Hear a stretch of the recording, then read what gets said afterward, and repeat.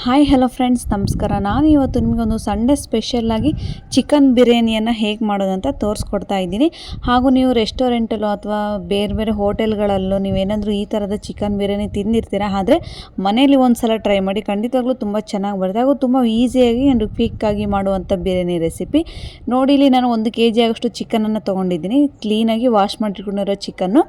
ನಂತರ 2 ಗ್ಲಾಸ್ ಮೊಸರು, 1 ಚಕ್ರ ಮೊಗ್ಗನ ತುಂಡಾಗಿ ಸಣ್ಣದಾಗಿ ಕಟ್ ಮಾಡ್ಕೊಂಡಿದ್ದೀನಿ. ಶುಂಠಿ ಬೆಳ್ಳುಳ್ಳಿ ಪೇಸ್ಟು, 1 ಚಿಟಿಕೆಯಷ್ಟು ಅರಿಶಿನ ಪುಡಿ, 1 ಟೊಮ್ಯಾಟೊ ಹಣ್ಣು ಚಿಕ್ಕದಾಗಿ ಕಟ್ ಮಾಡಿಟ್ಕೊಂಡಿದ್ದೀನಿ, 1 ಸ್ಪೂನ್ ಖಾರ ಪುಡಿ, ರುಚಿಗೆ ತಕ್ಕಷ್ಟು ಉಪ್ಪು, ಚಿಕ್ಕದಾಗಿ ಕಟ್ ಮಾಡಿಟ್ಕೊಂಡಿರುವಂತಹ ಕೊತ್ತಂಬರಿ, ಹಾಗೂ ಒಂದು 13ರಿಂದ 14 ದಳ ಪುದೀನ ನೋಡಿ. ಈಗ ಸ್ವಲ್ಪ ಕಸ್ತೂರಿ ಮೆಂತ್ಯನ ಹಾಕ್ಕೊಳ್ತಾ ಇದ್ದೀನಿ. ಸ್ವಲ್ಪ 1 ಸ್ಪೂನಷ್ಟು ಕಾಟುವ ಚಿಕನ್ ಮಸಾಲವನ್ನು ಹಾಕ್ಕೊಳ್ತಾ ಇದ್ದೀನಿ. ಹಾಗೂ 1 ಸ್ಪೂನಷ್ಟು ಚಿಕನ್ ಬಿರಿಯಾನಿ ಮಸಾಲವನ್ನು ಹಾಕ್ಕೊಳ್ತಾ ಇದ್ದೀನಿ. ಹಾಗೂ ಇನ್ನೊಂದು ಈಗ ನೀವು ಬಂದಿದೆ ಚಿಕನ್ ಬಿರಿಯಾನಿ ಪೌಡರ್ ಅಂತ, ಅದು ಕೂಡ ಹಾಕ್ಕೊಂಡಿದ್ದೀನಿ. ಅದರಲ್ಲಿ ಏನು ಇರುತ್ತಪ್ಪ ಅಂದರೆ ಏಲಕ್ಕಿ, ಚಕ್ರ ಮೊಗ್ಗು, ಆಮೇಲೆ ಮೆಣಸು, ಈ ಥರದ ಪುಡಿ ಇರುತ್ತೆ. ಅದು ಬಿರಿಯಾನಿ ಫ್ಲೇವರ್ಗೆ ತುಂಬ ಚೆನ್ನಾಗಿರುತ್ತೆ. ನೀವು ಇದನ್ನು ಹಾಕೋದ್ರಿಂದ ಬಿರಿಯಾನಿ ಟೇಸ್ಟ್ ಎಕ್ಸ್ಟ್ರಾ ಫ್ಲೇವರ್ ಜಾಸ್ತಿ ಬರುತ್ತೆ. ಹಾಗಾಗಿ ನೀವು ಅದನ್ನು ಮಿಸ್ ಮಾಡಲೇಬಾರ್ದು. ಕಾಟುವ ಮಸಾಲ ಮಿಸ್ ಮಾಡಿದರೂ ಪರವಾಗಿಲ್ಲ, ಬಿರಿಯಾನಿ ಪೌಡರನ್ನು ಮಾತ್ರ ಮಿಸ್ ಮಾಡಬೇಡಿ. ಯಾಕೆಂದರೆ ಮೇನ್ ಇಂಗ್ರೀಡಿಯೆಂಟ್ಸೇ ಅದು. ಅದನ್ನ ಹಾಕಿ ಚೆನ್ನಾಗಿ ಮಿಕ್ಸ್ ಮಾಡ್ತಾನೆ ಇರಬೇಕು. ನೋಡಿ, ಈ ಥರದ ಒಂದು ರೆಸಿಪಿನ ಚಿಕನ್ ಬಿರಿಯಾನಿ ನೀವು ಒಂದು ಸಲ ಟ್ರೈ ಮಾಡಿ. ಕಷ್ಟ ಏನಿಲ್ಲ, ನೀವು ಎಷ್ಟು ಈಸಿಯಾಗಿ ಮಾಡ್ತೀರೋ ಅಷ್ಟು ಬೇಗ ಚಿಕನ್ ಬಿರಿಯಾನಿ ಕೂಡ ರೆಡಿ ಆಗುತ್ತೆ. ಈಗ ನೋಡಿ, ನೀವು ಎಷ್ಟು ಚೆನ್ನಾಗಿ ಎಲ್ಲ ಚಿಕನಲ್ಲಿ ಬೆರಕೆ ಆಗೋ ಥರ ಕ್ಲೀನಾಗಿ ಮಿಕ್ಸ್ ಮಾಡ್ತಾನೆ ಇರಬೇಕು. ಒಂದು 5ರಿಂದ 10 ನಿಮಿಷ ಚೆನ್ನಾಗಿ ಮಿಕ್ಸ್ ಮಾಡಬೇಕು. ನೋಡಿ, ನಾನು ನಿಮ್ಗೆ ತೋರಿಸ್ತಾ ಇದ್ದೀನಿ. ನೋಡಿ, ಮಿಕ್ಸ್ ಮಾಡಿ. ನಿಮಗೆ ಸ್ವಲ್ಪ ಮೊಸರು ಜಾಸ್ತಿ ಬೇಕಂದರೆ 3 ಗ್ಲಾಸ್ ಹಾಕಿದರೂ ಪರವಾಗಿಲ್ಲ. ನಾನಿಲ್ಲಿ 2 ಗ್ಲಾಸ್ ಅಷ್ಟು ಮೊಸರನ್ನ ಹಾಕ್ಕೊಂಡಿದ್ದೀನಿ. ಈಗ ಚೆನ್ನಾಗಿ ಅದು ಒಂದು ಅರ್ಧ ಗಂಟೆ ನೆನಿಬೇಕು. ಚಿಕನ್ ಎಲ್ಲ ಅದರಲ್ಲೇನು ಹಾಕಿರ್ತೀವಲ್ವ ಮಸಾಲೆ ಎಲ್ಲ ಚಿಕನಲ್ಲಿ ಬೆರಕೆ ಆಗಬೇಕು. ಅರ್ಧ ಗಂಟೆ ಪ್ಲೇಟನ್ನು ಮುಚ್ಚಿಟ್ಬಿಡಬೇಕು. ಈಗ ನೆಕ್ಸ್ಟ್ ಬನ್ನಿ ತೋರಿಸ್ತೀನಿ. ಈಗ ಒಂದು ಪಾತ್ರೆಗೆ ನಾನಿಲ್ಲಿ 4 ಗ್ಲಾಸ್ ಅಕ್ಕಿನ ತೊಗೊಳ್ತಿದ್ದೀನಿ. ಅಂದರೆ ನಾನಿಲ್ಲಿ ಎಷ್ಟು ಜನಕ್ಕೆ ಮಾಡ್ತಿದ್ದೀನಿ, ಕನಿಷ್ಠ 6ರಿಂದ 7 ಮಂದಿಗೆ ಬಿರಿಯಾನಿ ಮಾಡ್ತಿರೋ ಕಾರಣ ಅಕ್ಕಿನ ಸ್ವಲ್ಪ ಜಾಸ್ತಿ ತೊಗೊಂಡಿದ್ದೀನಿ. ನೋಡಿ, ನೀವು ಈಗ ಬಿಸಿ ನೀರಿಗೆ ಒಂದು 4ರಿಂದ 5 ಪಲಾವ್ ಎಲೆ, 1-2 ಚಕ್ಕೆ, ಹಾಗೂ 1 ಮೆಣಸು, 1 ಚಕ್ರ ಮೊಗ್ಗನ್ನು ಹಾಕ್ತಾಯಿದ್ದೀನಿ. ನೀವು ಇದನ್ನು ಸ್ವಲ್ಪ ನೀರು ಕುದಿ ಬರೋಗೂ ಚೆನ್ನಾಗಿ ಕುದಿಸ್ಬೇಕಾಗೋ. ಪುದೀನವನ್ನು ಕೂಡ ಹಾಕಿದ್ದೀನಿ, ಬಟ್ ಇದು ವೀಡಿಯೋದಲ್ಲಿ ಆ್ಯಡ್ ಆಗಿಲ್ಲ. ಲಾಸ್ಟಿಗೆ ಪುದೀನವನ್ನು ಹಾಕಿದ್ದೀನಿ. ನೀರು ಕುದಿಯುವಾಗಲೇ ನೀವು ಪುದೀನ ಸೊಪ್ಪನ್ನು ಹಾಕಬೇಕು. ಪುದೀನ ಸೊಪ್ಪು ಆ ನೀರಲ್ಲಿ ಕುದಿಯುವಾಗ ಬಿರಿಯಾನಿ ಫ್ಲೇವರ್ ಚೆನ್ನಾಗಿ ಬರುತ್ತೆ. ಈಗ ನಾನು 4 ಗ್ಲಾಸ್ ಅಕ್ಕಿನ ತೊಗೊಂಡಿದ್ದೀನಿ. ನೀವು ಅಕ್ಕಿ ಎಷ್ಟನ್ನು ತೊಗೊಂಡಿರ್ತೀರ ಅದು 1 ಕಪ್ ಅಕ್ಕಿಗೆ 2 ಗ್ಲಾಸ್ ನೀರನ್ನು ಹಾಕಬೇಕು.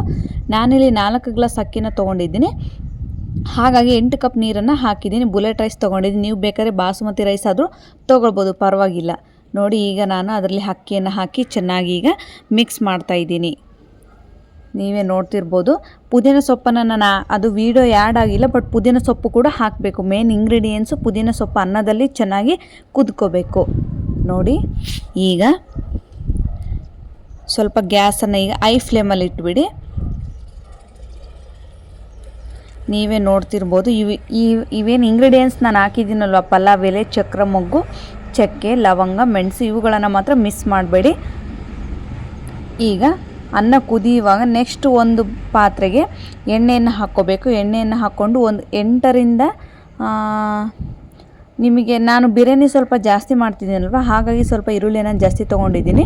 ಈಗ ನಾನು 7ರಿಂದ 8 ಈರುಳ್ಳಿಯನ್ನು ಉದ್ದುದಾಗಿ ಕಟ್ ಮಾಡಿಟ್ಕೊಂಡಿದ್ದೀನಿ. ಈಗ ಒಂದು ಪಾತ್ರೆಗೆ ಒಂದು 4ರಿಂದ 5 ಸ್ಪೂನ್ ಎಣ್ಣೆಯನ್ನು ಹಾಕಬೇಕು. ಸ್ವಲ್ಪ ಎಣ್ಣೆನ ಜಾಸ್ತಿ ಹಾಕಬೇಕು, ಯಾಕೆಂದರೆ ಈರುಳ್ಳಿ ಬೇಗ ಫ್ರೈ ಆಗಬೇಕು. ಜೊತೆಗೆ ಬಿರಿಯಾನಿಗೆ ಸ್ವಲ್ಪ ತಳ ಹತ್ತಲಾರ್ದಂಗೆ ಎಣ್ಣೆ ಜಾಸ್ತಿ ಇರಬೇಕು. ಹಾಗಾಗಿ ನಾನು ಸ್ವಲ್ಪ ಎಣ್ಣೆಯನ್ನು ಜಾಸ್ತಿ ಹಾಕ್ಕೊಂಡಿದ್ದೀನಿ. ನೀವು ಗ್ಯಾಸನ್ನು ಪೂರ್ತಿ ಹೈ ಫ್ಲೇಮಲ್ಲಿ ಇಟ್ಕೊಂಡು ಈ ಈರುಳ್ಳಿಯನ್ನು ಬೇಯಿಸ್ಕೋಬೇಕು. ನೀವು ಎಷ್ಟು ರೋಸ್ಟಾಗಿ ಬೇಯಿಸ್ಕೊಳ್ತೀರೋ ಅಷ್ಟು ರೋಸ್ಟಾಗಿ ಚಿಕನ್ ಫ್ಲೇವರ್ ಬಿರಿಯಾನಿ ಚೆನ್ನಾಗಿ ರೆಡಿ ಆಗುತ್ತೆ. ನೋಡಿ, ನಾನು ಇಲ್ಲಿ ಇದಕ್ಕೆ ಸ್ವಲ್ಪ ಹಸಿ ಕರಿಬೇವನ್ನು ಹಾಕ್ಕೊಳ್ತಾ ಇದ್ದೀನಿ. ಹಸಿ ಕರಿಬೇವನ್ನು ಕೂಡ ಹಾಕಬೇಕು, ಮಿಸ್ ಮಾಡಬೇಡಿ, ಯಾಕೆಂದರೆ ಟೇಸ್ಟ್ ಚೆನ್ನಾಗಿ ಬರುತ್ತೆ. ಇದು ನೀವು ಈ ಥರ ಮಿಕ್ಸ್ ಮಾಡ್ತಾ ಇರಬೇಕು. ಗ್ಯಾಸನ್ನು ಸ್ವಲ್ಪ ಹೈ ಫ್ಲೇಮಲ್ಲಿ ಇಡಬೇಕು, ಯಾಕೆಂದರೆ ಬೇಗ ಈರುಳ್ಳಿ ರೋಸ್ಟ್ ಆಗಬೇಕು. ನೋಡಿ, ಈಗ ಈ ಕಡೆ ಸೈಡ್ ಅನ್ನ ನಿಧಾನಕ್ಕೆ ಕುದಿ ಬರ್ತಾಯಿದೆ. ಹಾಗೂ ನೋಡಿ, ನಾನು ಪುದೀನ ಸೊಪ್ಪನ್ನು ಕೂಡ ಹಾಕಿದ್ದೀನಿ. 1 ಇಡೀ ಪುದೀನ ಸೊಪ್ಪನ್ನು ಹಾಕಿದ್ದೀನಿ. ಹಾಗೂ ಉಪ್ಪನ್ನು ಹಾಕಿದ್ದೀನಿ. ಉಪ್ಪನ್ನು ಸ್ವಲ್ಪ ಚಿಕನ್ನಲ್ಲಿ ಕಡಿಮೆ ಹಾಕಿದ್ರೂ ಪರವಾಗಿಲ್ಲ, ಅನ್ನದಲ್ಲಿ ಸ್ವಲ್ಪ ಜಾಸ್ತಿ ಹಾಕಬೇಕು. ಯಾಕೆಂದರೆ ಮೇನ್ ಇಂಗ್ರೀಡಿಯೆಂಟ್ಸೇ ರೈಸ್ ಅಲ್ವಾ, ಹಾಗಾಗಿ ರೈಸ್ಗೆ ಸ್ವಲ್ಪ ಉಪ್ಪನ್ನು ಜಾಸ್ತಿ ಹಾಕಬೇಕು.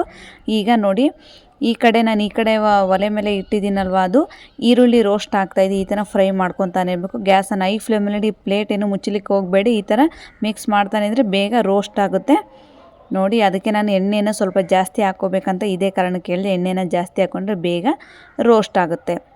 ನೋಡಿ ಈ ರೆಸಿಪಿನ ನೀವು ಮನೆಯಲ್ಲಿ ಅಥವಾ ಸಂಡೇ ಮನೆಯಲ್ಲಿ ಮಕ್ಕಳ ಜೊತೆ ಹೊರಗಡೆ ಹೋಗಿ ಡಿನ್ನರ್ ಮಾಡೋದಕ್ಕೆ ಈ ಥರದ ರೆಸಿಪಿನ ನೀವು ಮನೇಲಿ ಮಾಡಿ ಮಕ್ಕಳ ಜೊತೆ ಕೂತು ಊಟ ಮಾಡೋದ್ರಿಂದ ಅವ್ರಿಗೂ ಖುಷಿಯಾಗುತ್ತೆ. ಹಾಗೂ ಈ ರೆಸಿಪಿ ಕೂಡ ನೀವು ಖಂಡಿತವಾಗ್ಲೂ ಒಂದು ಸಲ ಟ್ರೈ ಮಾಡಿ, ತುಂಬ ಚೆನ್ನಾಗಿ ಬರುತ್ತೆ. ಈಗೇನು ಹಬ್ಬ ಬಂತಲ್ವಾ, ಕ್ರಿಸ್ಮಸ್ಗೋ ಅಥವಾ ನ್ಯೂ ಇಯರ್ಗೋ ಈ ಥರದ ರೆಸಿಪಿನ ಮಾಡಿ ಮನೆಯಲ್ಲೇ ಕುಂತು ಊಟ ಮಾಡಿ, ತುಂಬ ಚೆನ್ನಾಗಿರುತ್ತೆ. ಖಂಡಿತವಾಗ್ಲೂ ಯಾರೆಲ್ಲ ನನ್ನ ಚಾನಲ್ ಹೊಸದಾಗಿ ನೋಡ್ತಾ ಇದ್ದಾರೋ ನನ್ನ ಚಾನಲ್ನ ಸಬ್ಸ್ಕ್ರೈಬ್ ಮಾಡ್ಕೊಳ್ಳಿ. ನೋಡಿ ಈಗ ಅನ್ನ ಜಾಸ್ತಿ ಬೆಂದಿರಬಾರ್ದು, ಅಳ್ಬಿಡುವಾಗ ಎಷ್ಟು ಉದುರಾಗಿರುತ್ತೋ ಅಷ್ಟು ಉದ್ದರಾಗಿರಬೇಕು. ನಿಮಗೆ ಗೊತ್ತಾಗಲಿಲ್ಲ ಅಂದರೆ ಒಂದು ಸಲ ಅನ್ನ ಈಚೆಗೆ ನೋಡ್ಬೇಕು ನೀವು ಬೆಂದಿದೆನೋ ಇಲ್ವೋ ಅಂತ. ನೋಡಿ ಈಗ ಅಳ್ಬಿಡುವಾಗ ಯಾವ ಥರ ಇದೆ, ಅನ್ನ ತೀರ ಕುದ್ದಿಲ್ಲ, ತೀರ ಗಂಡು ಕೂಡ ಇಲ್ಲ. ಹಾಗಾಗಿ ನಾನು ಇದನ್ನು ಒಂದು ಪಾತ್ರೆಯಲ್ಲಿ ಬಸಿಬೇಕು. ಅನ್ನನ ಬಸ್ತಿಟ್ಕೊಂಡ್ರೆ ಇನ್ನೊಂದು ಇಂಗ್ರೀಡಿಯೆಂಟ್ಸ್ ರೆಡಿ ಆಗುತ್ತೆ, ಇದು ಅನ್ನ ಚೆನ್ನಾಗಿ ಉದುರಾಗುತ್ತೆ. ನೋಡಿ ಈಗ ನಾನು ಆಗಲೇ ಪಾತ್ರೆ ತೊಗೊಂಡು ಈರುಳ್ಳಿ ರೋಸ್ಟ್ ಮಾಡಿದ್ವಲ್ಲ, ಅದೇ ಪಾತ್ರೆಯಲ್ಲಿ ನಾನು ಈರುಳ್ಳಿಯನ್ನು ಒಂದು ಬಟ್ಲದಷ್ಟು ತೊಗೊಂಡಿದ್ದೀನಿ. ಹಾಗೆ ತೊಗೊಂಡು ಉಳುಕಿದ ಮಾತ್ರ ಇದ್ರಲ್ಲಿ ಹಾಕಿದ್ದೀನಿ. ಈಗ ಇದರಲ್ಲಿ ಕರಿಬೇವನ್ನು ಹಾಕಬೇಕು. ರೆಡಿ ಮಾಡಿ ಕಲಸಿಟ್ಕೊಂಡು ನೆನೆಸಿಟ್ಕೊಂಡಿರುವಂತಹ 1 kg ಚಿಕನನ್ನು ಇದರಲ್ಲಿ ಈಗ ಹಾಕಿ ಚೆನ್ನಾಗಿ ಮಿಕ್ಸ್ ಮಾಡ್ಕೋಬೇಕು. ಒಂದು ಬೌಲ್ನಷ್ಟು ನೀವು ರೋಸ್ಟ್ ಆದ ಈರುಳ್ಳಿಯನ್ನು ಸೈಡ್ಗೆ ತಕ್ಕೋಬೇಕು, ಉಳ್ಕಿದ ಮಾತ್ರ ಅದರಲ್ಲಿ ಹಾಕಬೇಕು. ಯಾಕೆಂದರೆ ಲಾಸ್ಟ್ಗೆ ರೈಸ್ ಹಾಕಿದಾಗ ಫ್ಲೇವರ್ಗೆ ಅದನ್ನು ಹಾಕೋಕ್ಕೆ ಬೇಕು. ಹಾಗಾಗಿ ನೋಡಿ ಈಗ ಚೆನ್ನಾಗಿ ಮಿಕ್ಸ್ ಮಾಡ್ತಾ ಇದ್ದೀನಿ. ಗ್ಯಾಸನ್ನು ಮೀಡಿಯಮ್ ಫ್ಲೇಮ್ನಲ್ಲೇ ಇಟ್ಕೊಂಡು ಚಿಕನನ್ನು ಚೆನ್ನಾಗಿ ರೋಸ್ಟಾಗಿ ಬೇಯಿಸ್ಕೋಬೇಕು. ಈರುಳ್ಳಿಯನ್ನು ಪೂರ್ತಿ ನೀವು ರೋಸ್ಟಾಗಿ ಬೆಳೆಸಿದ್ರೆ ಮಾತ್ರ ಚಿಕನ್ ಬಿರಿಯಾನಿ ಟೇಸ್ಟು ಫ್ಲೇವರು ಕೂಡ ಚೆನ್ನಾಗಿ ಬರುತ್ತೆ. ನೋಡಿ ಈಗ ಈ ಥರ ನಿಧಾನಕ್ಕೆ ಕುದಿ ಬರಬೇಕು. ಸ್ವಲ್ಪ ಅದೇನು ಪಾತ್ರೆ ತೊಗೊಂಡಿರ್ತೀವಲ್ವ ಚಿಕನ್ ಕಲಸಿದ್ದು, ಒಂದು ಸಣ್ಣ ಗ್ಲಾಸ್ನಲ್ಲಿ ನೀರನ್ನು ಹಾಕಬೇಕು. ಈಗ ಹಾಕಿ ಪ್ಲೇಟನ್ನು ಮುಚ್ಚಿಡಬೇಕು. ಒಂದು 5ರಿಂದ 10 ನಿಮಿಷ ಪ್ಲೇಟನ್ನು ಮುಚ್ಚಿಟ್ರೆ ನೋಡಿ ಈಗ ಕುದಿ ಬಂದಿದೆ. ಈಗ ಒಂದು ಸಲ ಚೆನ್ನಾಗಿ ಮಿಕ್ಸ್ ಮಾಡಬೇಕು. ಸ್ವಲ್ಪ ಈ ಥರ ನೀರು ಟೈಪ್ ಇದ್ದರೆ ಅಡಿಗೆ ಚಿಕನ್ನು ತಳ ಹಿಡಿಯೋದಿಲ್ಲ, ಹಾಗೂ ರೈಸ್ ಹಾಕಿದ ಮೇಲೂ ಕೂಡ ಒತ್ತಿದ ವಾಸನೆ ಬರಲ್ಲ, ಪಲ್ಯ ಕೂಡ ಒತ್ತೋದಿಲ್ಲ. ನೋಡಿ ಈಗ ಇನ್ನೊಂದು 5 ನಿಮಿಷ ನಾನು ಪ್ಲೇಟನ್ನು ಕ್ಲೋಸ್ ಮಾಡ್ತಾಯಿದ್ದೀನಿ. ನೀವೇ ನೋಡ್ತಿರ್ಬೋದು. ಒಂದು 5 ಮಿನಿಟ್ಸ್ ಬಿಟ್ಟು ಮತ್ತೆ ಪ್ಲೇಟನ್ನು ಓಪನ್ ಮಾಡ್ತಾಯಿದ್ದೀನಿ. ಚೆನ್ನಾಗಿ ಒಂದು 2ರಿಂದ 3 ನಿಮಿಷ ಮತ್ತೆ ಫ್ರೈ ಮಾಡಬೇಕು. ನೋಡಿ ಚಿಕನ್ ಒಂದೇ ಕಡೆ ಬೆಂದೋಗ್ಬಿಡುತ್ತೆ. ಹಾಗಾಗಿ ನೀವು ಚೆನ್ನಾಗಿ ಅದು ಹಸಿ ವಾಸನೆ, ಮಸಾಲೆ ವಾಸನೆ ಹಾಗೂ ನಾವೇನು ಕಾಳುವ ಪೌಡರ್ ಅವೆಲ್ಲ ಹಾಕಿರ್ತೀವಲ್ವ ಅದ್ರ ಸ್ಮೆಲ್ ಹೋಗೋವರೆಗೂ ಚೆನ್ನಾಗಿ ನೀವು ಬೇಯಿಸ್ಕೋಬೇಕು. ಚಿಕನ್ ಕೂಡ ಒಂದು ಮೀಡಿಯಮ್ ಫ್ಲೇಮ್ನಲ್ಲಿ ಬೇಯಿಸ್ಕೋಬೇಕು. ಯಾಕೆಂದರೆ ನಾವು ಆಮೇಲೆ ರೈಸ್ ಹಾಕಿ ಒಂದು 15 ಮಿನಿಟ್ಸ್ ಬಿಡ್ತೀವಲ್ವ, ಹಾಗಾಗಿ ಚಿಕನ್ ಇನ್ನೂ ಪೂರ್ತಿ ಮೆತ್ತಗಾಗಿಬಿಡುತ್ತೆ. ಮೀಡಿಯಮ್ ಫ್ಲೇಮ್ನಲ್ಲಿ ನೀವು ಚಿಕನನ್ನು ಚೆನ್ನಾಗಿ ಬೇಯಿಸ್ಕೋಬೇಕು. ನೋಡಿ ಒಂದು 2ರಿಂದ 3 ಕುದಿ ಚಿಕನ್ ಚೆನ್ನಾಗಿ ಬೇಯಬೇಕು. ಬೇಯೋವರೆಗೂ ನೀವು ಚಿಕನನ್ನು ಮಿಕ್ಸ್ ಮಾಡ್ತಾನೆ ಇರಬೇಕು. ನೋಡಿ ಈ ಥರ ಚೆನ್ನಾಗಿ ಮಿಕ್ಸ್ ಮಾಡ್ತಾನೆ ಇರಬೇಕು. ಕೆಲವೊಂದು ಬೋನ್ಸ್ ಇರುತ್ತೆ, ಲೆಗ್ ಪೀಸ್ ಇರುತ್ತೆ, ಬೇಗ ಬೇಯೋದಿಲ್ಲ. ಹಾಗಾಗಿ ನೋಡಿ ಈಗ ಗ್ಯಾಸನ್ನು ಆಫ್ ಮಾಡಬೇಕು. ಆಫ್ ಮಾಡಿ ಬಸ್ತಿಟ್ಕೊಂಡಿರುವಂಥ ಅನ್ನವನ್ನು ಚೆನ್ನಾಗಿ ಇದ್ರ ಮೇಲೆ ಹಾಕ್ತಾ ಹೋಗಬೇಕು. ನಾನು ಯಾಕೆ ನಿಮಗೆ ಈರುಳ್ಳಿಯನ್ನು ರೋಸ್ಟ್ ಆಗಿರೋ ಈರುಳ್ಳಿಯನ್ನು ತೊಗೋಬೇಕು ಅಂತ ಹೇಳಿದರೆ, ಇದ್ರ ಮೇಲೆ ಸ್ವಲ್ಪ ಹಾಕ್ತಾನೆ ಹೋಗಬೇಕು. ನೀವೇ ನೋಡ್ತಿರ್ಬೋದು ನಾನಿಲ್ಲಿ ಯಾವ ಥರ ರೈಸ್ ಹಾಕ್ತಾಯಿದ್ದೆ ಅಂತ. ಗ್ಯಾಸನ್ನು ಆಫ್ ಮಾಡಿಬಿಡಬೇಕು. ನೋಡಿ ಗ್ಯಾಸನ್ನು ಆಫ್ ಮಾಡಿ ಈ ಥರ ಬಸ್ತಿರುವಂಥ ರೈಸನ್ನು ತೊಗೊಂಡು ಚಿಕನ್ ಮೇಲೆ ಚೆನ್ನಾಗಿ ಹಾಕಬೇಕು. ನೋಡಿ ಈ ಥರ ಅನ್ನಬೇಕು. ಈ ಥರ ಅಂದು ಈಗ ರೋಸ್ಟ್ ಆಗಿರುವಂಥ ಈರುಳ್ಳಿಯನ್ನು ಇದ್ರ ಮೇಲೆ ನಾನು ಸ್ಕ್ರಬ್ ಮಾಡ್ತಾಯಿದ್ದೀನಿ. ನೀವೇ ನೋಡ್ತಿರ್ಬೋದು. ಅಲ್ಲೊಂದು ಚೆನ್ನಾಗಿ ಹಾಕಬೇಕು. ಈಗ ನಾನು ಇಲ್ಲಿ ವಾಡಂಬಿ ಮತ್ತು ದ್ರಾಕ್ಷಿಯನ್ನು ಕೂಡ ಹಾಕ್ತಾಯಿದ್ದೀನಿ. ಇನ್ನೇನು ರೋಸ್ಟ್ ಮಾಡೋ ಅವಶ್ಯಕತೆ ಇಲ್ಲ. ಇದು ಸ್ವಲ್ಪ ಹಸಿದೆ ಡ್ರೈ ಫ್ರೂಟ್ಸ್ ಇದ್ದರೆ ತಿನ್ನುವಾಗ ಟೇಸ್ಟ್ ಮಾತ್ರ ತುಂಬ ಚೆನ್ನಾಗಿ ಬರುತ್ತೆ. ನೀವು ಎಷ್ಟು ದ್ರಾಕ್ಷಿ ಹಾಕ್ತೀರೋ ಅಷ್ಟು ಸ್ವೀಟಾಗಿ ಸ್ಪೈಸಿಯಾಗಿ ಚಿಕನ್ ಬಿರಿಯಾನಿ ನಿಮಗೆ ರೆಡಿ ಆಗುತ್ತೆ. ನೋಡಿ ಈ ಥರ ಹಾಕಿ ಮತ್ತೆ ಅದ್ರ ಮೇಲೆ ರೈಸನ್ನು ಹಾಕಬೇಕು. ಯಾಕೆ ನಾನು ಇದ್ರ ಮೇಲೆ ಈ ಥರ ಹಾಕ್ತಿದ್ದೀನಿ ಅಂದರೆ, ಅನ್ನದಲ್ಲಿ ಊಟ ಮಾಡುವಾಗ ಎಲ್ಲ ಕಡೆನೂ ವಾಡಂಬಿ, ದ್ರಾಕ್ಷಿ ಹಾಗೂ ರೋಸ್ಟ್ ಆಗಿರೋ ಈರುಳ್ಳಿ ಬರುತ್ತೆ. ನೀವು ಕೆಳಗಡೆ ಏನಾದರೂ ಹಾಕಿರೋ ಒಂದೇ ಸೈಡ್ ಆಗಿಬಿಡುತ್ತೆ. ಹಾಗಾಗಿ ಈ ಥರ ಸ್ವಲ್ಪ ಒಂದೊಂದು ಪ್ಲೇಟ್ ಅನ್ನನ ಈ ಥರ ಹಾಕಿ ಇದ್ರ ಮೇಲೆ ಸ್ವಲ್ಪ ತುಪ್ಪವನ್ನು ಹಾಕ್ತಾಯಿದ್ದೀನಿ. ನೀವೇ ನೋಡ್ತಿರ್ಬೋದು. ತುಪ್ಪವನ್ನು ಇಲ್ಲಾಂದರೆ ನೀವು ತುಪ್ಪ ಇಲ್ಲಾಂದ್ರೂ ಪರವಾಗಿಲ್ಲ, ಸ್ಕಿಪ್ ಮಾಡ್ಬೋದು. ನಾನು ತುಪ್ಪ ಇದ್ದ ಕಾರಣ ಇದಕ್ಕಾಗಿ ಹಾಕ್ತಾಯಿದ್ದೀನಿ. ಈಗ ರೋಸ್ಟ್ ಆಗಿರುವಂತಹ ಈರುಳ್ಳಿಯನ್ನು ಅದ್ರ ಮೇಲೆ ಹಾಕಬೇಕು. ಹಾಗೂ ವಾಡಂಬೆ ಮತ್ತು ದ್ರಾಕ್ಷಿಯನ್ನು ಕೂಡ ಹಾಕ್ತಾಯಿದ್ದೀನಿ. ಖಂಡಿತವಾಗ್ಲೂ ಈ ರೆಸಿಪಿನ ಮನೇಲಿ ಒಂದು ಸಲ ಟ್ರೈ ಮಾಡಿ. ಚಿಕನ್ ಗ್ರೇವಿನೋ, ಚಿಕನ್ ಸಾರು ಅಥವಾ ಚಿಲ್ಲಿ ಚಿಕನ್ ತಿಂದು ನಿಮಗೆ ಬೇಜಾರಾಗಿದ್ದರೆ ಈ ಥರದ ಚಿಕನ್ ಬಿರಿಯಾನಿ ಒಂದು ಸಲ ನೀವು ಟ್ರೈ ಮಾಡಿ, ತುಂಬ ಚೆನ್ನಾಗಿರುತ್ತೆ. ಈ ಥರ ನೋಡಿ ರೈಸ್ ಆಗಲೇ ಸ್ವಲ್ಪ ಆರಿರುತ್ತೆ. ನೋಡಿ, ಮಕ್ಕಳಿಗೂ ಕೂಡ ಮನೆಯಲ್ಲಿ ನೀವು ಸ್ವಲ್ಪ ಖಾರದ ಪುಡಿಯನ್ನು ಕಡಿಮೆ ಹಾಕಿ ಮಾಡಿಕೊಡಿ, ತುಂಬ ಚೆನ್ನಾಗಿರುತ್ತೆ. ಹೊರಗಡೆ ಹೋಗಿ ರೆಸ್ಟೋರೆಂಟಲ್ಲಿ ತಿನ್ನೋದಕ್ಕಿಂತ ಅದರಲ್ಲಿ ಕಲರ್ ಫುಡ್ಸು, ಕೆಮಿಕಲ್ಸ್ ಹಾಕಿರ್ತಾರೆ. ಆ ಥರದ ರೆಸಿಪಿನ ತಿನ್ನೋದಕ್ಕಿಂತ ಈ ಥರದ ಮನೆಯಲ್ಲೇ ಮಾಡಿ ತಿಂದರೂ ಆರೋಗ್ಯಕ್ಕೂ ಕೂಡ ಒಳ್ಳೆಯದು. ನೋಡಿ, ನಾನು ಬಸ್ತಿದ್ನಲ್ಲ ಅನ್ನನ, ಅದರ ನೀರನ್ನು 1 ಬೌಲಷ್ಟು ತೊಗೊಂಡಿದ್ದೀನಿ. ಯಾಕೆಂದರೆ ಅನ್ನ ಚೆನ್ನಾಗಿ ಅಳಬೇಕಲ್ವ.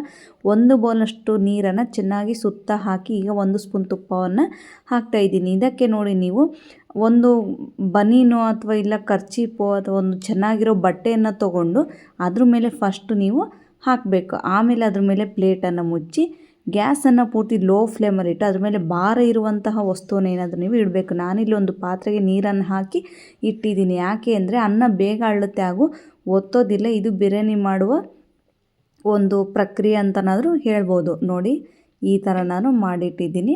ಒಂದು ಚೆನ್ನಾಗಿರೋ ಬಟ್ಟೆಯನ್ನು ತೊಗೊಂಡು, ಕಾಟನ್ ಬಟ್ಟೆಯನ್ನು ತೊಗೊಂಡು ತೊಯಿಸಿ ಅದ್ರ ಮೇಲೆ ಹಾಕಿ ಆಮೇಲೆ ಪ್ಲೇಟನ್ನು ಮುಚ್ಚಬೇಕು. ಬೇಗ ಅನ್ನ ಹಳ್ಳುತ್ತೆ ಹಾಗೂ ಕೆಳಗಡೆ ಏನು ಒತ್ತೋದಿಲ್ಲ. ನೋಡಿ, ಈಗ 15 ನಿಮಿಷಗಳ ಕಾಲ ಬಿಟ್ಟು ನಾನೀಗ ಓಪನ್ ಮಾಡ್ತಾಯಿದ್ದೀನಿ. ನೀವೇ ನೋಡ್ತಿರ್ಬೋದು ಎಷ್ಟು ಸ್ಪೈಸಿ, ಎಷ್ಟು ಕ್ರಿಸ್ಪಿಯಾಗಿ ಚಿಕನ್ ಬಿರಿಯಾನಿ ರೆಡಿಯಾಗಿದೆ ಅಂತ. ನೀವು ಸ್ಮೆಲ್ ಮಾತ್ರ ತುಂಬ ಚೆನ್ನಾಗಿದೆ. I am so happy because ತುಂಬ ಚೆನ್ನಾಗಿ ಬಂದಿದೆ ಬಿರಿಯಾನಿ. ನೋಡಿ, ಹೊರಗಡೆ ಹೋಗಿ ಬರೀ ಒಂದು ಪ್ಲೇಟ್ಗೆ 150-200 ರೂಪಾಯಿ ಕೊಟ್ಟು ತಿನ್ನೋದಕ್ಕಿಂತ 1 kg ಚಿಕನಲ್ಲೇ ಮನೆಯವರೆಲ್ಲರೂ ಕೂಡ ಊಟ ಮಾಡ್ಬೋದು. ನೀವೇ ನೋಡ್ತಿರ್ಬೋದು. ನೋಡಿ, ಈ ಥರ ನಿಮ್ಗೆ ಏನಾದರೂ ತಿನ್ನಲಿಕ್ಕೆ ಇಷ್ಟ ಆಗಲಿಲ್ಲ ಅಂದರೆ ನಿಮ್ಗೆ ಇನ್ನೊಂದು ಕೂಡ ಇದರಲ್ಲೇ ಏನಂತಾರಪ್ಪ ಸೀಕ್ರೆಟನ್ನು ಹೇಳ್ತೀನಿ. ಏನಪ್ಪ ಅಂದರೆ, ಇದು ಬಿರಿಯಾನಿ ಅನ್ನನ ಅಷ್ಟು ಚೆನ್ನಾಗಿ ಮಿಕ್ಸ್ ಮಾಡಿಬಿಟ್ರೆ ಈ ಥರದ ರೈಸ್ ತಿನ್ನೋಕ್ಕಿಂತ ಮಿಕ್ಸ್ ಮಾಡಿದ ರೈಸ್ ತುಂಬ ಟೇಸ್ಟಿಯಾಗಿರುತ್ತೆ. ನಮ್ಮ ಮನೇಲಿ ಕೂಡ ಎಲ್ಲರೂ ತುಂಬ ಇಷ್ಟಪಟ್ಟು ಈ ಬಿರಿಯಾನಿನ ತಿಂದು ಖಾಲಿ ಮಾಡಿದರು. ನೋಡಿ ಎಷ್ಟು ಚೆನ್ನಾಗಿದೆ ಅಂತ ನೀವೇ ನೋಡ್ತಿರ್ಬೋದು. ಈ ಥರ ನೋಡಿ ಒಂದೊಂದೇ. ಈಗ ಕೆಲವೊಬ್ಬರಿಗೆ ಜಾಸ್ತಿ ಫ್ರೈ ಆಗಿರೋದು ಬಂದುಬಿಡುತ್ತೆ, ಕೆಲವೊಬ್ಬರಿಗೆ ಚಿಕನ್ ಪೀಸ್ ಬರಲ್ಲ. ಹಾಗಾಗಿ ಏನು ಮಾಡ್ತೀವಪ್ಪ ಅಂದರೆ, ಈಗ ಚಿಕನ್ ಬಿರಿಯಾನಿ ನೀವು ಅಷ್ಟು ಅದೇ ಪಾತ್ರೆಯಲ್ಲಿ ಚೆನ್ನಾಗಿ ಎಲ್ಲ ಮಿಕ್ಸ್ ಮಾಡಬೇಕು. ನೋಡಿ, ಈ ಥರ ಚೆನ್ನಾಗಿ ಮೇಲಿಂದ ಕೆಳಗೆ, ಕೆಳಗಿಂದ ಮೇಲೆ ಎಲ್ಲ ಮಿಕ್ಸ್ ಮಾಡಿಬಿಟ್ರೆ ಎಲ್ರಿಗೂ ಕೂಡ ಸಮನಾಗಿ ಚಿಕನ್ ಕೂಡ ಹೋಗುತ್ತೆ. ನೋಡಿ, ನೀವು ಈ ಥರ ಖಂಡಿತವಾಗ್ಲೂ ಚಿಕನ್ ಬಿರಿಯಾನಿನ ಮನೇಲಿ ಟ್ರೈ ಮಾಡಿ, ತುಂಬ ರುಚಿಯಾಗಿ ಬರುತ್ತೆ. ನಾನು ಮೊನ್ನೆ ನಿಮಗೆ ರೀಸೆಂಟಾಗಿ ಒಂದು ವೀಡಿಯೋ ಹಾಕಿದ್ದೆ, chicken Muslim style chicken biryani ಅಂತ. ಅದನ್ನು ಕೂಡ ತುಂಬ ಚೆನ್ನಾಗಿ ಬರುತ್ತೆ. ಅದಕ್ಕಿಂತ ಈ ಬಿರಿಯಾನಿ ಮಾತ್ರ ತುಂಬ ಟೇಸ್ಟಿಯಾಗಿರುತ್ತೆ. ಖಂಡಿತವಾಗ್ಲೂ ರೆಸಿಪಿನ ಟ್ರೈ ಮಾಡಿ, ತುಂಬ ಚೆನ್ನಾಗಿರುತ್ತೆ. ರುಚಿ ಕೂಡ ಸೂಪರಾಗಿರುತ್ತೆ. ನೀವೇ ನೋಡ್ತಿರ್ಬೋದು ಎಷ್ಟು ಚೆನ್ನಾಗಿ ಬಂದಿದೆ. ಅನ್ನ ಪೂರ್ತಿ ಉದುರಾಗಿ ಬಂದಿದೆ. ನೋಡಿ, ಜಾಸ್ತಿ ಮೆತ್ತು ಕೂಡ ಏನು ಹಾಗಿಲ್ಲ. ನಾನು ಅಕ್ಕಿ ನೆನೆಸಿಟ್ಟಿಲ್ಲ, ಡೈರೆಕ್ಟಾಗಿ ಹಾಕಿದ್ದೀನಿ. ನೋಡಿ, ನಾನು ಮಾಡಿದೆ ಈ ಚಿಕನ್ ಬಿರಿಯಾನಿ ನಿಮಗೆ ಇಷ್ಟ ಆಗಿದ್ರೆ ಖಂಡಿತವಾಗ್ಲೂ ನನ್ನ ಚಾನಲ್ಗೆ ಲೈಕ್ ಮಾಡಿ, ಶೇರ್ ಮಾಡಿ, ಕಮೆಂಟ್ ಮಾಡಿ ಹಾಗೂ ಸಬ್ಸ್ಕ್ರೈಬ್ ಮಾಡ್ಕೊಳ್ಳೋದನ್ನು ಮಾತ್ರ ಮರಿಬೇಡಿ. ನೋಡಿ, ಕೊನೆಯದಾಗಿ ಪ್ಲೇಟ್ಗೆ ಹಾಕಿ ನಿಮಗೆ ತೋರಿಸ್ತಾ ಇದ್ದೀನಿ. ರೆಡಿಯಾದ chicken biryani, Sunday special chicken biryani ಇಷ್ಟ ಆಗಿದ್ದರೆ ಲೈಕ್ ಮಾಡಿ. Thank you.